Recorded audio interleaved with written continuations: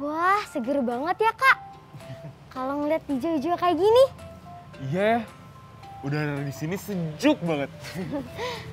Teman-teman, aku dan Kak Marcel sedang berada di Kebun Raya Bogor nih. Di sini banyak terdapat koleksi tumbuh-tumbuhan khas Indonesia. Nah, salah satunya itu dia. Wah, bunga apa nih, Kak? Besar banget, tapi kok baunya kurang sedap ya, Kak?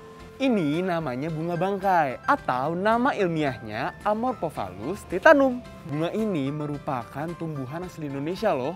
Populasinya hanya ditemukan di hutan-hutan Sumatera. Wah, keren banget. Mantap, mantap. Ada lagi nggak ya, Kak, jenis tumbuhan yang hanya ada di daerah tertentu di Indonesia? Jelas ada.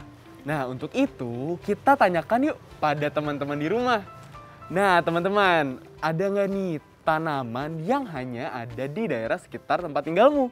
Dan tanaman apakah itu? Beritahu Vivi dan Kak Marcel ya, teman. Ayo, Kak, kita pulang. Udah siang nih. Ayo Vi, lanjut di rumah ya. Seru juga ya, Kak, jalan-jalan lihat tumbuhan. Jadi tambah pengetahuan. Bener banget Vi. Oh iya Vi, kamu tahu nggak? Tadi kan kita bahas tentang bunga bangkai kan? Yang mampu mengeluarkan aroma tidak sedap. Ternyata ada juga loh tanaman yang baunya harum. Bunga ya, Kak? Bukan bunga Vi, tapi pohon besar. Wah, pohon apa tuh, Kak? Nah, kamu mau tahu? Teman-teman juga? Sebelum itu, kita berdoa dulu yuk. Supaya ilmu yang kita dapatkan bermanfaat. Berdoa yuk. Yuk. Amin. Kak, jadinya pohon apa? Udah gak sabar banget sih. Nih, Kak Marcel punya cerita tentang pohon harum dari modul belajar yang diterbitkan oleh Pusat Asesmen dan Pembelajaran, Badan Penelitian dan Pengembangan dan Perbukuan, Kementerian Pendidikan dan Kebudayaan. Yuk kita baca bersama. Pohon harum. Suatu saat, seorang penduduk desa Merarki bernama Willoughby mencari pohon untuk ditebang. Ia menjelajah hingga ke tengah hutan yang belum pernah didatanginya. Willoughby memerlukan lebih banyak kayu bakar untuk keperluannya. Willoughby menemukan sebatang pohon yang akan mencukupi keperluannya. Ia takjub saat menebang pohon tersebut. Batang kayu dari pohon tersebut ternyata sangat harum. Ia belum pernah menemukan jenis kayu seperti itu. Selesai menebang, Willoughby mengurungkan keinginannya. Ia tidak akan menjadikan pohon yang ditebangnya sebagai kayu bakar. Willoughby bergegas pulang menjelang senja. Tidak ketinggalan, ia membawa 3 batang pohon yang diikatnya erat ke gerobaknya. Ia punya rencana lebih baik untuk semua pohon itu. Willoughby terkenal sebagai pedagang furnitur dan kerajinan kayu istimewa sekarang. Bukan hanya kukuh dan indah, furnitur dan kerajinan kayu itu juga beraroma wangi. Ia sekarang tahu bahwa nama pohon yang dahulu ditemukannya adalah pohon cendana. Keberhasilan Willoughby ini kemudian banyak ditiru penduduk lain. Mereka beramai-ramai mencari pohon cendana untuk dibuat bermacam kerajinan kayu. Sementara itu, Willoughby tidak henti membuat semua pesanan pembelinya. Willoughby lupa kalau ia terus-menerus menebang, akhirnya pohon cendana di dalam hutan akan habis. Willoughby kaget saat mendapati hanya ada 3 pohon cendana lagi. Sudah jelas, ia tidak akan bisa memenuhi pesanannya. Meski kecewa, Willoughby kemudian belajar dari kekeliruannya. Bersama penduduk desa, ia menanami kembali hutan dengan benih pohon-pohon cendana. Ia tentu tidak akan bisa mendapati pohon-pohon itu tumbuh membesar dengan cepat. Willoughby merasa beruntung Desanya tidak dilanda tanah longsor atau banjir akibat ulahnya. Meski bukan lagi pedagang terkenal, Willoughby sekarang membuat mainan mini dari sisa-sisa kayu cendana yang dimilikinya. Selesai. Wah, cerita yang sangat menarik, Kevi. Coba kamu perhatikan paragraf pertama ini. Kamu tahu kalimat mana yang menjelaskan tujuan Willoughby pergi ke hutan? Mana ya? Oh, ini dia. Willoughby memerlukan lebih banyak kayu bakar untuk keperluannya. Nah, iya benar. Lalu, apa yang dilakukan Willoughby dengan kayu-kayu yang ditebangnya itu? Semula dia ingin menjadikannya kayu bakar, tapi dia membatalkan niatnya. Lalu menggunakan kayu itu membuat furnitur. Oke, lalu apa yang dilakukan Willoughby untuk mengatasi kekeliruannya karena sudah menebang pohon secara terus-menerus? Aku tahu, Kak. Bersama penduduk desa, ia menanami kembali hutan dengan menimuni pohon cendana. Iya bener banget. Ih, pintar adanya kakak. Sekarang kakak mau nanya nih sama teman-teman di rumah. Kalian tuliskan saja dulu pertanyaannya ya. Menurut pemahamanmu, mengapa Willoughby kaget saat menemukan pohon yang ditebangnya saat itu? Pertanyaan selanjutnya, menurut pemahamanmu, apakah akibat yang mungkin terjadi dengan penebangan hutan yang terus-menerus? Pertanyaan yang terakhir, nah menurut pemahamanmu, apa yang dilakukan Willoughby saat banyak pembeli yang memesan furnitur dan kerajinan kayu buatannya? Bagaimana? Sudah dicatat semua? Nanti kalian bisa menuliskan jawabannya di buku tugasmu ya. Kak, ada Gilang tuh di luar. Kita temui yuk. Yuk.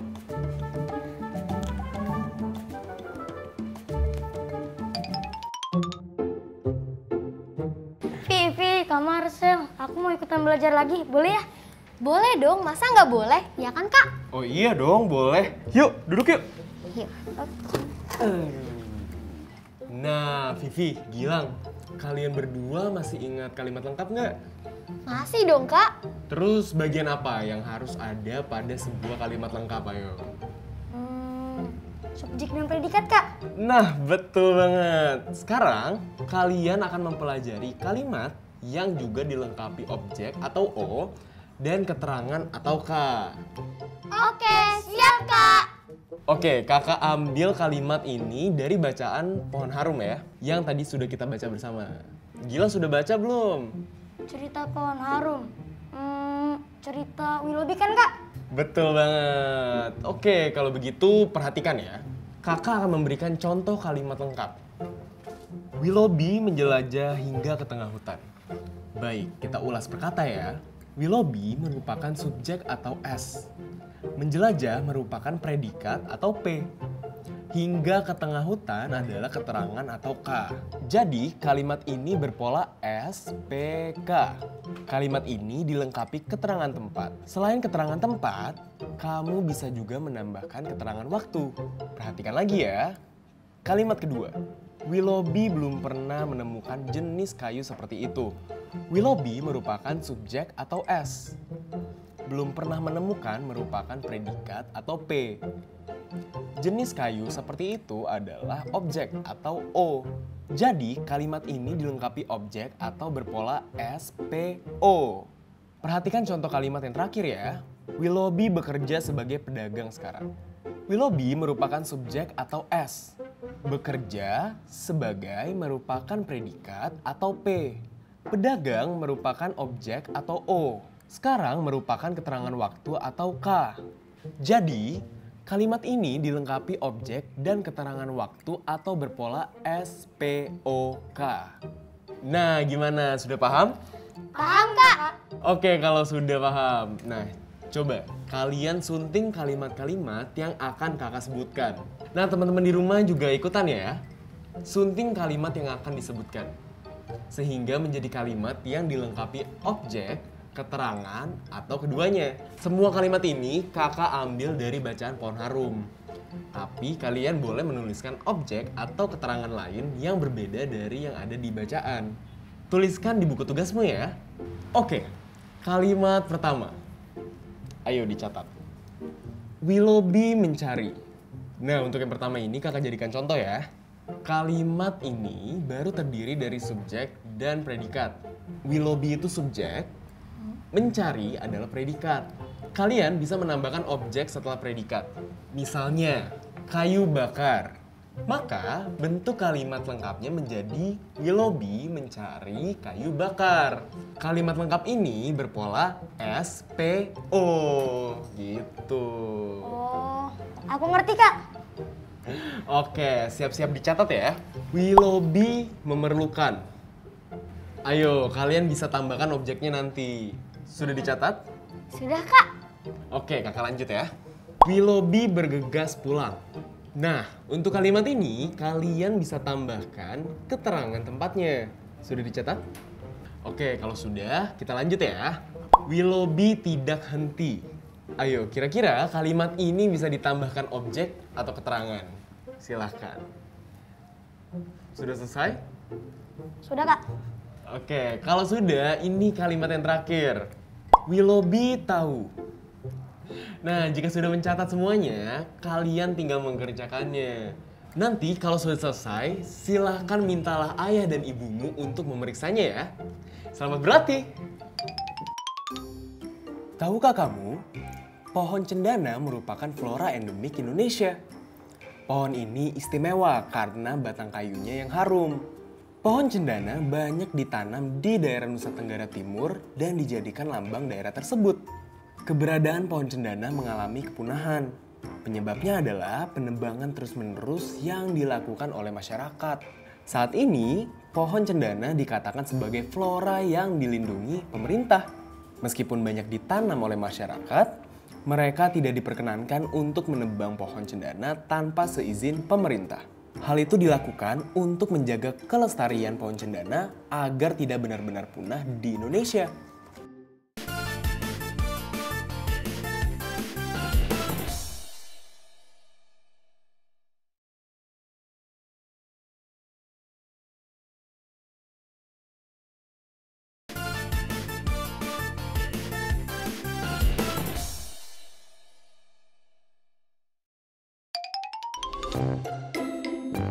Selamat berjumpa kembali teman-teman.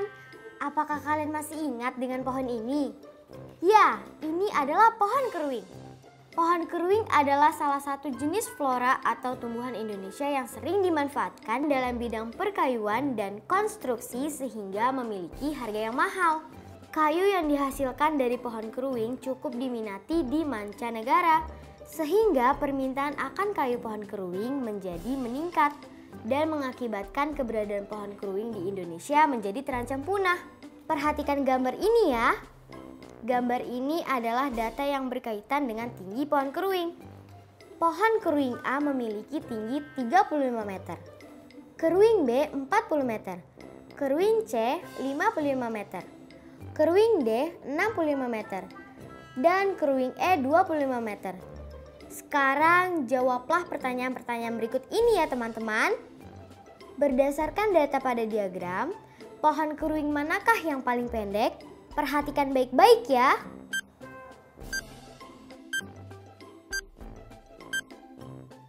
Waktu habis.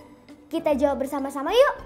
Pohon keruing yang paling pendek adalah pohon keruing E dengan tinggi pohon 25 meter. Wah, kalian hebat.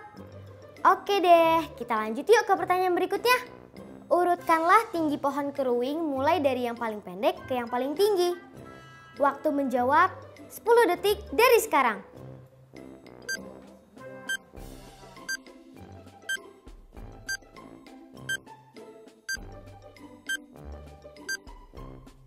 Oke, waktunya habis. Kita urutkan bersama-sama yuk. Pohon keruing yang paling pendek pertama adalah pohon keruing E dengan tinggi 25 meter. Kemudian pohon keruing A dengan tinggi 35 meter. Selanjutnya pohon keruing B dengan tinggi 40 meter. Pohon keruing C dengan tinggi 55 meter. Dan pohon keruing yang paling tinggi adalah pohon keruing D dengan tinggi 65 meter. Bagaimana teman-teman? Apakah jawaban kalian sama dengan jawabanku? Nah, Tadi kalian sudah mempelajari salah satu flora yang hampir punah, yaitu pohon keruing. Sekarang Kak Marcel mau kasih informasi tentang fauna atau hewan yang hampir punah juga nih. Disimak baik-baik ya teman-teman. Tahukah kamu hewan atau fauna daratan apa yang terancam punah? Ya, salah satu contohnya adalah elang Flores karena tergolong hewan yang sering diburu. Pada bulan April 2019 tercatat hanya sekitar 10 ekor elang Flores yang tersisa di Taman Nasional Kelimutu. Kemudian ada komodo. Selain juga elang Flores, komodo juga merupakan salah satu hewan daratan yang mulai terancam punah karena perkembangbiakan dan pertumbuhannya cukup lama. Tercatat hanya sekitar 7 ekor komodo yang berada di Pulau Nusa Konde, Nusa Tenggara Timur atau NTT. Dan yang terakhir ada badak Jawa. Badak Jawa adalah fauna lain yang terancam punah. Tercatat hanya sekitar 74 ekor badak Jawa yang masih bertahan hidup di Taman Nasional Ujung Kulon. Salah satu konsep matematika yang bisa digunakan untuk menyajikan data mengenai fauna-fauna tersebut adalah diagram. Diagram batang menjadi salah satu alternatif karena memiliki tampilan yang mudah untuk dibaca, khususnya ketika ingin melihat data yang lebih banyak atau sedikit. Selain diagram batang, ada diagram lingkaran. Diagram lingkaran adalah alternatif lain yang bisa digunakan untuk menyajikan data fauna ini. Diagram lingkaran memiliki kelebihan mempermudah pembaca untuk melihat persentase banyaknya suatu fauna jika dibandingkan dengan jumlah fauna keseluruhan. Wah, setiap diagram punya kelebihan masing-masing ya Kak? Betul, Vi. Jadi kita bisa menggunakannya sesuai tujuannya. Mau melihat banyak sedikit data atau persentasenya. Oke, kalau aku mau buat diagram-diagram batang yang seperti tadi, bagaimana caranya Kak? Pertanyaannya bagus. Sekarang Vivi dan teman-teman di rumah siapkan buku dan alat tulis kamu ya. Kak Marcel ajarkan nih caranya. Oke Kak. Nah, begini caranya. Nah, sama seperti diagram lainnya, yang pertama harus dibuat yaitu membuat 2 garis siku yang saling tegak lurus.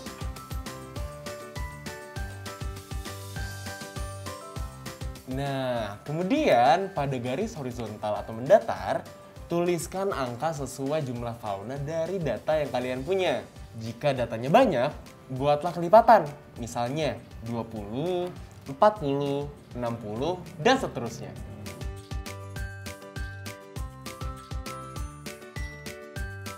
Sudah nih Kak. Oke, selanjutnya pada garis tegak, tulis data nama hewan yang akan disajikan pada diagram. Ada elang Flores, komodo, dan badak Jawa.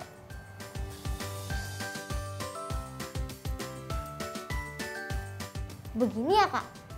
Yap, betul. Begitu, Vi.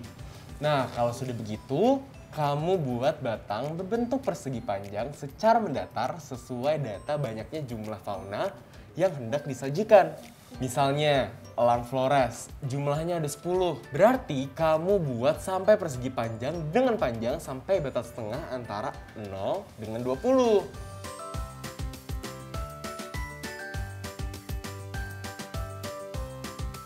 Begitu pula untuk data jumlah komodo, ada 7 ekor. Jadi buat persegi panjang lebih pendek dari persegi panjang elang Flores.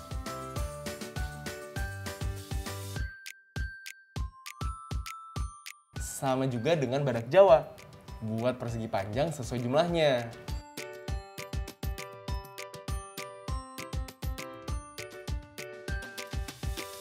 Nah, kamu bisa memberi warna berbeda-beda pada tiap batangnya, supaya mempermudah dalam membaca data diagram batang tersebut.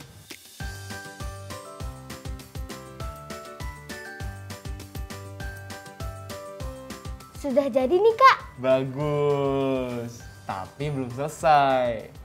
Terakhir, kamu bisa berikan judul pada masing-masing ujung kedua garis sesuai dengan informasi yang dimuatnya. Garis horizontal judulnya jumlah fauna. Sedangkan garis vertikal atau tegak judulnya adalah jenis fauna.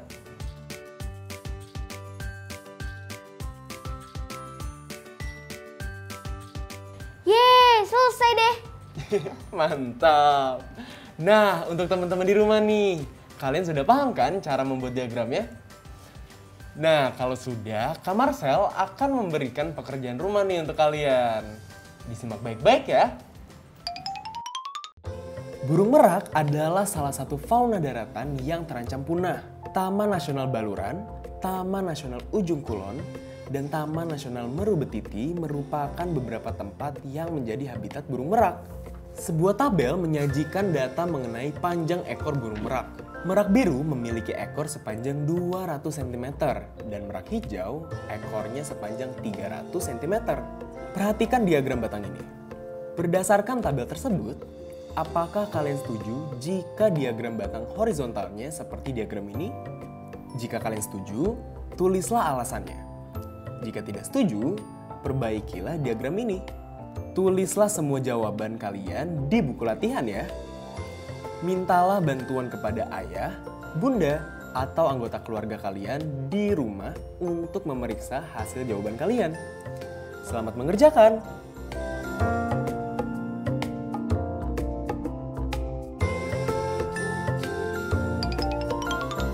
Teman-teman, jangan lupa ya mencatat judul-judul buku atau teks bacaan yang sudah kita baca hari ini. Seperti hari ini, aku sudah membaca cerita fiksi berjudul Pohon Harum, lalu teks berjudul Fauna Daratan dan Berbagai Bentuk Diagram. Jangan sampai lupa mencatat judulnya ya pada jurnalmu. Teman-teman, ini yang sudah kita pelajari hari ini.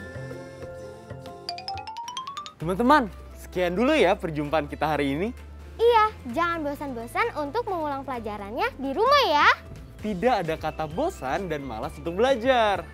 Patuhi protokol kesehatan dan ingat untuk selalu menjaga kesehatan ya teman-teman. Semoga ilmu yang disampaikan hari ini bisa bermanfaat untuk kita semua.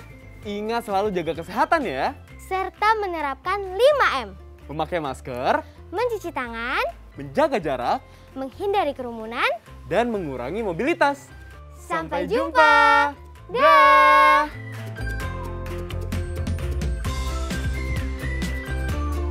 Sekarang tetap belajar dari rumah ya teman-teman. Ingat, jaga jarak, rajin mencuci tangan, dan pakai masker agar kita mencegah penyebaran COVID-19.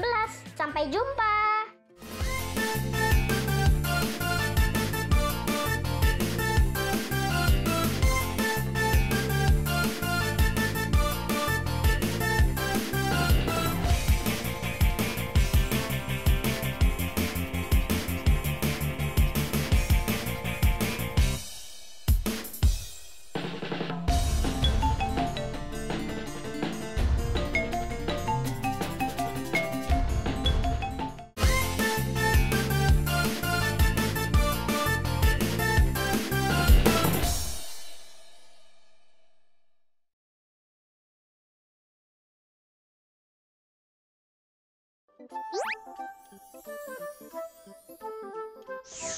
Halo sahabat Dikbud, di masa kebiasaan baru seperti sekarang ini, ingat selalu pesan ibu.